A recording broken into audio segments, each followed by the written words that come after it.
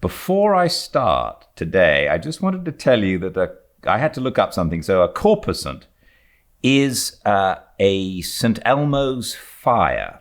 And I wasn't really sure of what St. Elmo's fire is, and I'm not 100% sure even now.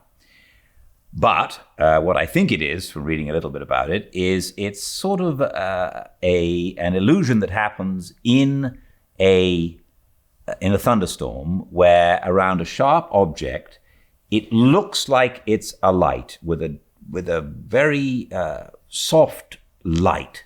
It looks like it's on fire. It's actually not on fire, a bit like a neon light. But that's what they call a corposant here. Welcome to a fireside reading of Moby Dick. Chapter 119, The Candles. Warmest climes, but nurse the cruelest fangs. The tiger of Bengal crouches in spiced groves of ceaseless verdure. Skies the most effulgent, but basket the deadliest thunders. Gorgeous Cuba knows tornadoes that never swept tame northern lands. So too it is that in these resplendent Japanese seas, the mariner encounters the direst of all storms, the typhoon. It will sometimes burst from out that cloudless sky like an exploding bomb upon a dazed and a sleepy town. Towards evening of that day, the Pequod was torn of her canvas, and bare-poled was left to fight a typhoon which had struck her directly ahead. When darkness came on, sky and sea roared and split with the thunder and blazed with the lightning that showed the disabled masts fluttering here and there with the rags which the first fury of the tempest had left for its after sport. Holding by a shroud, Starbuck was standing on the quarterdeck, at every flash of the lightning glancing aloft to see what additional disaster might have befallen the intricate hamper there, while Stubb and Flask were directing the men in the higher hoisting and firmer lashing of the boats. But all their pains seemed naught. Though lifted to the very top of the cranes, the windward quarter-boat, Ahab's, did not escape. A great rolling sea dashing high up against the reeling ship's high teetering side stove in the boat's bottom at the stern and left it again all dripping through like a sieve. Bad work, Mr. Starbuck," said Stubb, regarding the wreck. "But the sea will have its way. Stubb, for one, can't fight it. You see, Mr. Starbuck, a wave has such a great long start before it leaps. All round the world it runs, and then comes the spring. But as for me, all the start I have to meet it is just across the deck here. But never mind, it's all fun.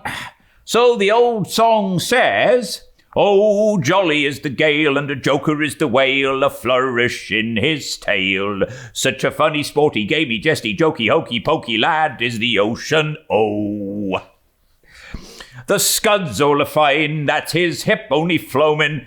Then when he stirs in the spicin', such a funny, sporty, gamey, jesty, jokey, hokey, pokey lad is the ocean, oh. Thunder splits the ships, but he only smacks his lips, a tastin' of this flip.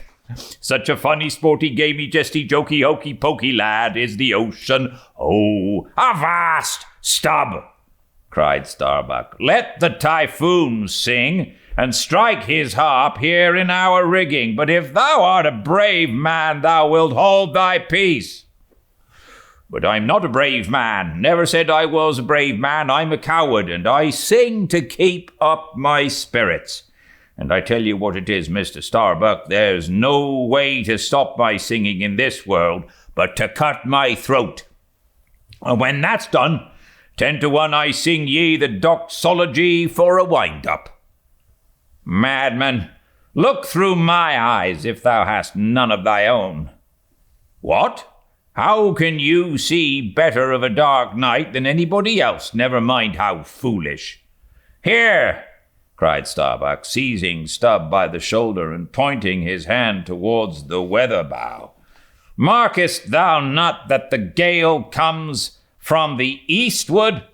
The very course Ahab is to run for Moby Dick, the very course he swung to this day noon. Now, mark his boat there. Where is that stove in the stern sheets, man, where he is wont to stand? His standpoint is stove, man. Now jump overboard and sing away, if thou must. I don't half understand ye. What's in the wind? Yes, round the Cape of Good Hope is the shortest way to Nantucket, soliloquized Starbuck, suddenly heedless of Stubb's question. The gale that now stammers at us to stave us, we can turn it into a fair wind that will drive us towards home. Yonder, to windward, all is blackness of doom, but to leeward, homeward, I see it lightens up there, but not with the lightning. At that moment, in one of the intervals of profound darkness following the flashes, a voice was heard at his side, and almost at the same instant a volley of thunder peals rolled overhead. Who's that? Old Thunder, said Ahab, groping his way along the bulwarks to his pivot hole, but suddenly finding his path made plain to him by elbowed lances of fire. Now, as the lightning rod to a spire on shore is intended to carry off the perilous fluid into the soil, so the kindred rod which at sea some ships carry to each mast is intended to conduct it into the water, but as this conductor must ascend to considerable depth, that its end may avoid all contact with the hull, and as, moreover, if kept constantly towing there, it would be liable to many mishaps, besides interfering not a little with some of the rigging, and more or less impeding the vessel's way in the water. Because of all this, the lower parts of a ship's lightning rods are not always overboard, but are generally made in long, slender links, so as to be the more readily hauled up into the chains outside, or thrown down into the sea, as occasion may require. "The rods!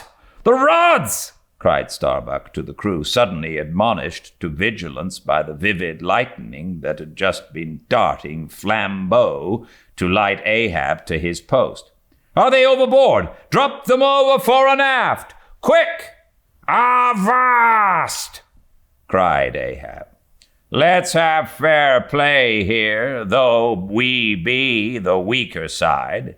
Yet I'll contribute to raise rods on the Himalayas and Andes, that all the world may be secured, but out on privileges let them be, sir." "Look aloft!" cried Starbuck. "The corpusants! The corpusants!" All the yardarms were tipped with a pallid fire, and touched at each tri-pointed lightning rod end with 3 tapering white flames. Each of the 3 tall masts was silently burning in that sulphurous air like 3 gigantic wax tapers before an altar. "Blast the boat! Let it go!" cried Stubb at this instant, as a swashing sea heaved up under his own little craft, so that its gunwale violently jammed his hand as he was passing a lashing. "Blast it!" but slipping backward on the deck, his uplifted eyes caught the flames, and immediately shifting his tone, he cried, "The corpusants, have mercy on us all!" To sailors, oaths and household words, they will swear in the trance of the calm, and in the teeth of the tempest they will imprecate curses from the topsail yard arms, when most they teeter over to a seething sea. But in all my voyagings, seldom have I heard a common oath when God's burning finger has been laid on the ship, when his mene tekel upharsin has been woven into the shrouds and the cordage. While this pallidness was burning aloft, few words were heard from the enchanted crew, who in one thick cluster stood on the forecastle, all their eyes gleaming in that pale phosphorescence, like a faraway constellation of stars. Relieved against the ghostly light, the gigantic jet negro, Daggoo, loomed up to thrice his real stature, and seemed the black cloud from which the thunder had come. The parted mouth of Tashtigo revealed his shark white teeth, which strangely gleamed as if they too had been tipped by corpusants, while lit up by the preternatural light, Queequeg's tattooing burned like satanic blue flames on his body. The tableau all waned at last with the pallidness aloft, and once more the Pequod and every soul on her decks were wrapped in a pall. A moment or two passed, when Starbuck, going forward, pushed against someone. It was Stubb. "What thinkest thou now, man? I heard thy cry. It was not the same in the song." No, it wasn't. I said the corpusants have mercy on us all, and I hope they will still. But do they only have mercy on long faces? Have they no bowels for a laugh? And look ye, Mr. Starbuck, but it's too dark to look. Hear me, then. I take that masthead flame we saw for a sign of good luck, for those masts are rooted in a hold that is going to be chock-a-block with sperm oil, you see, and so all that sperm will work up into the masts like sap in a tree. Yes, our 3 masts will let be as 3 spermaceti candles. That's the good promise I saw. At that moment, Starbuck caught sight of Stubb's face slowly beginning to glimmer into sight. Glancing upwards, he cried, "See! See!" And once more the high tapering flames were beheld with what seemed redoubled supernaturalness in their pallor. "The corpusants have mercy on us all!" cried Stubb again.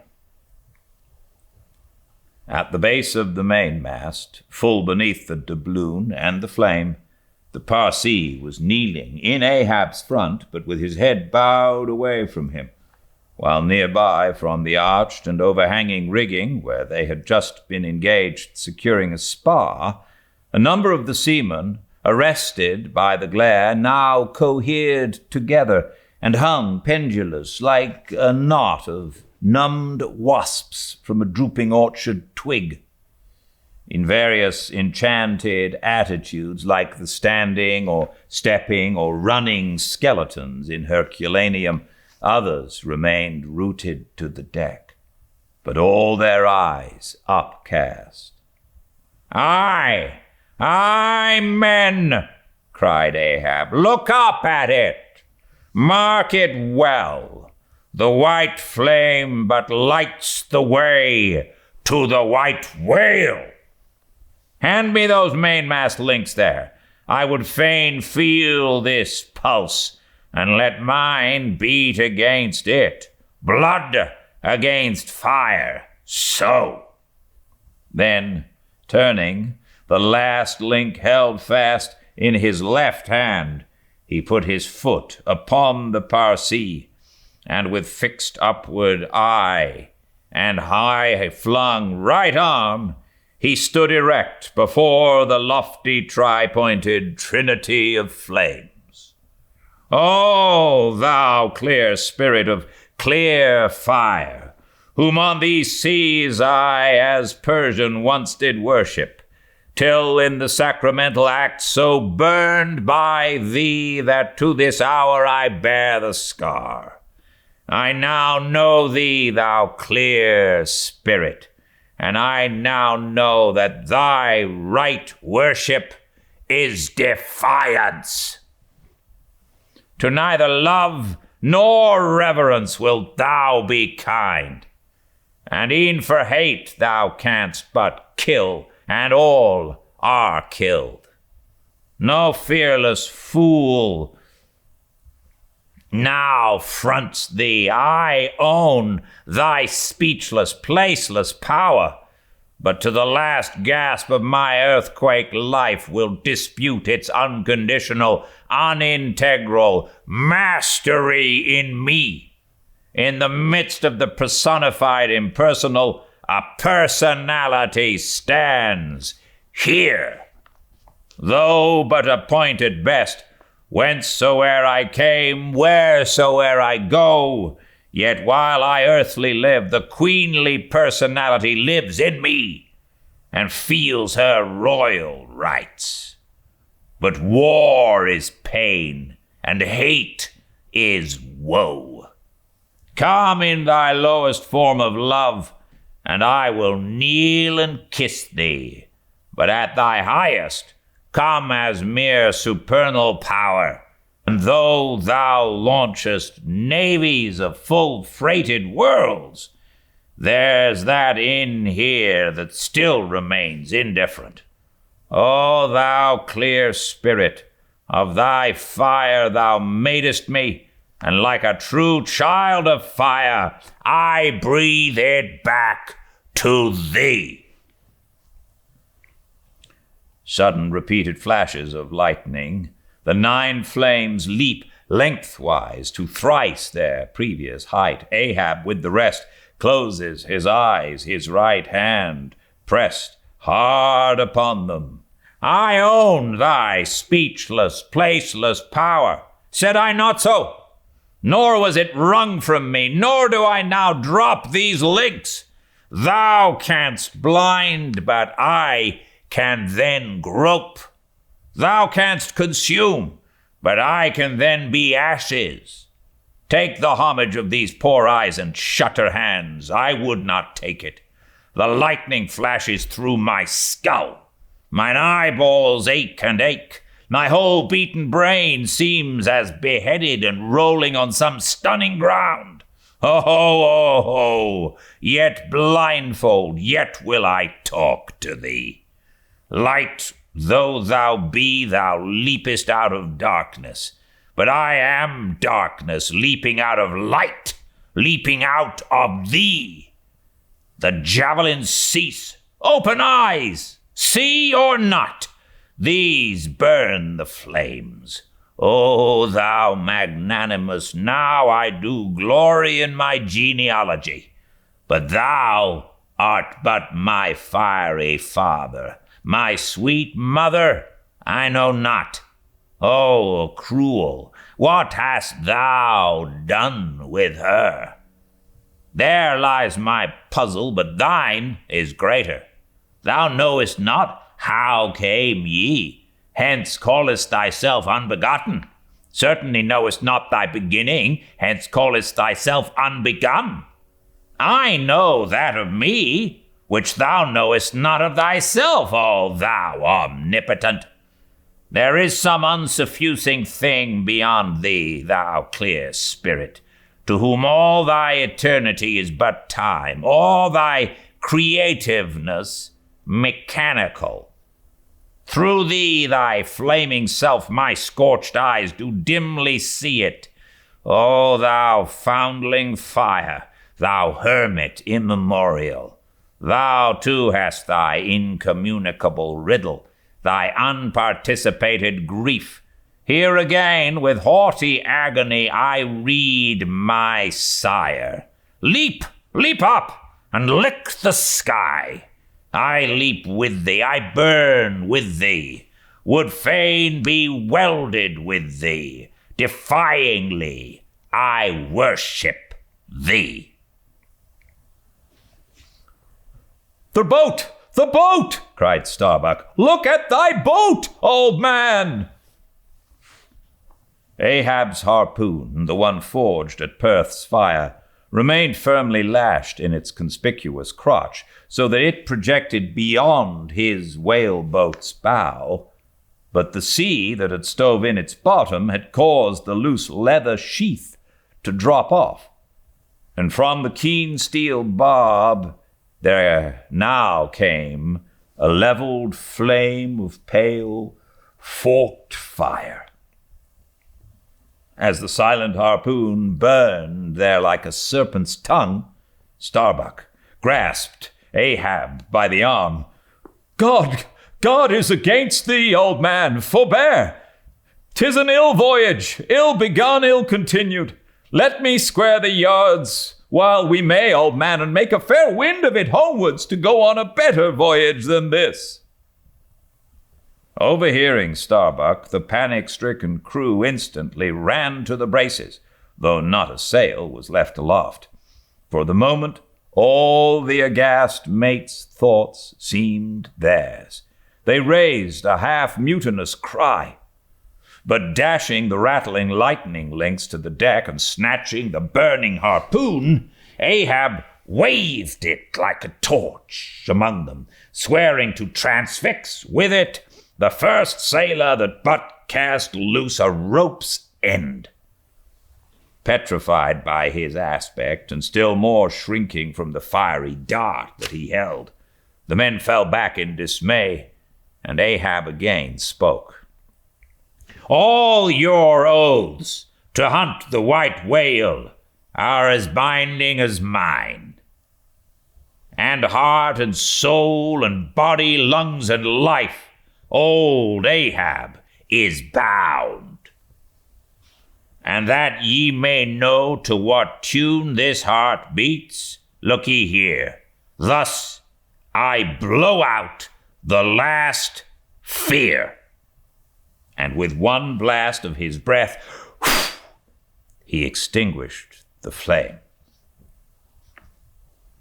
As in the hurricane that sweeps the plain, men fly the neighborhood of some lone, gigantic elm, whose very height and strength but render it so much the more unsafe, because so much the more a mark for thunderbolts. So, at those last words of Ahab's, many of the mariners did run from him in a terror of dismay.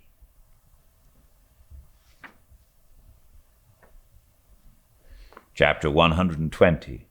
The deck towards the end of the first night watch. Ahab standing by the helm, Starbuck approaching him. We must send down the main topsail yard, sir. The band is working loose, and the lee lift is half stranded. Shall I strike it, sir? Strike nothing. Lash it. If I had skysail poles, I'd sway them up now. Sir, in God's name. Sir, well? The anchors are working, sir. Shall I get them inboard? Strike nothing, and stir nothing, but lash everything. The wind rises, but it has not got up to my tablelands yet. Quick, and see to it!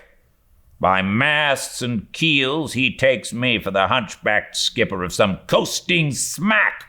Send down my main topsail yard. Ho-ho, glue spots! Loftiest trucks were made for wildest winds, and this brain truck of mine now sails amid the cloud scud. Shall I strike that? Oh, none but cowards send down their brain trucks in tempest time. What a hurrush aloft there! I would e'en take it for sublime did I not know that the colic is a noisy malady. Oh, take medicine! Take medicine!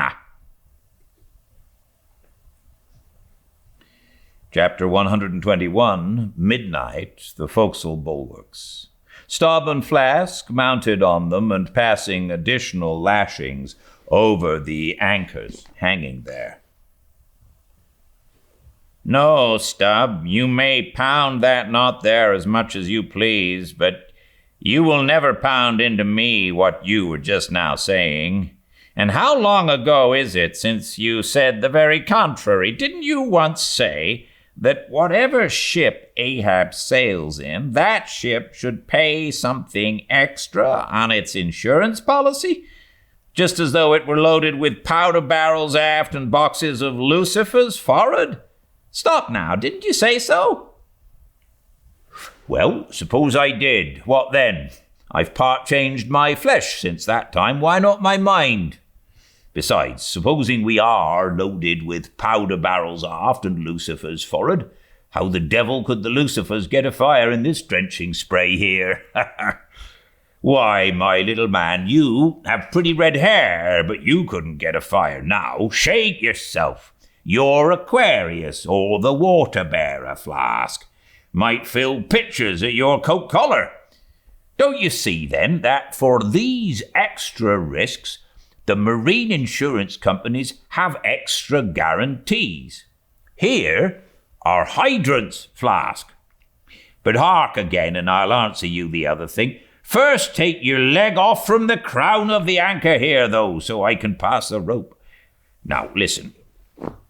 What's the mighty difference between holding a mast's lightning rod in the storm and standing close by a mast that hasn't got any lightning rod at all in a storm? Don't you see, you timberhead, that no harm can come to the holder of the rod unless the mast is first struck? What are you talking about, then? Not one ship in 100 carries rods, and Ahab, I, man, and all of us were in no more danger then, in my poor opinion, than all the crews in 10,000 ships now sailing the seas. Why, you, King Post, you, I suppose you would have every man in the world go about with a small lightning rod running up the corner of his hat like a militia officer's skewered feather and trailing behind like his sash. Ha ha! Why don't ye be sensible, Flask? It's easy to be sensible. Why don't ye, then? Any man with half an eye can be sensible. I don't know that, Stubb. You sometimes find it rather hard. Yes, when a fellow's soaked through, it's hard to be sensible, that's a fact. And I am about drenched with this spray. Never mind. Catch the turn there and pass it. Seems to me we are lashing down these anchors now as if they were never going to be used again. Tying these two anchors here, Flask, seems like tying a man's hands behind him. And what big generous hands they are, to be sure. These are your iron fists, eh? What a hold they have, too. I wonder, Flask, whether the world is anchored anywhere. If she is, she swings with an uncommon long cable, though. There, hammer that knot down and we've done. So, next to touching land, lighting on deck is the most satisfactory. I say, just wring out my jacket skirts, will you? Thank ye. They laugh at long togs so, Flask, but seems to me a long-tailed coat ought always to be worn in all storms afloat. The tails tapering down that way serve to carry off the water, d'ye see? Same with cocked hats. The cocks form gable-end eave troughs, Flask. No more monkey jackets and tarpaulins for me. I must mount a swallowtail and drive down a beaver. So, hallo! Whew! There goes my tarpaulin overboard. Lord, Lord, that the winds that come from heaven should be so unmannerly. This is a nasty night, lad. Chapter 122, Midnight Aloft, Thunder and Lightning. The main topsail yard Tashtigo passing new lashings around it. Stop that thunder. Plenty too much thunder up here. What's the use of thunder? We don't want thunder. We want rum. Give us a glass of rum. Hum.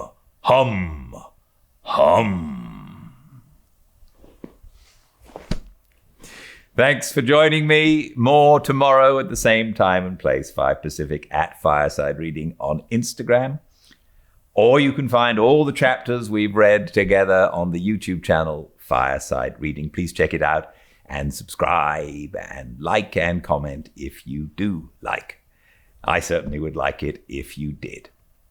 Until I see you all again, please be very well. Good night.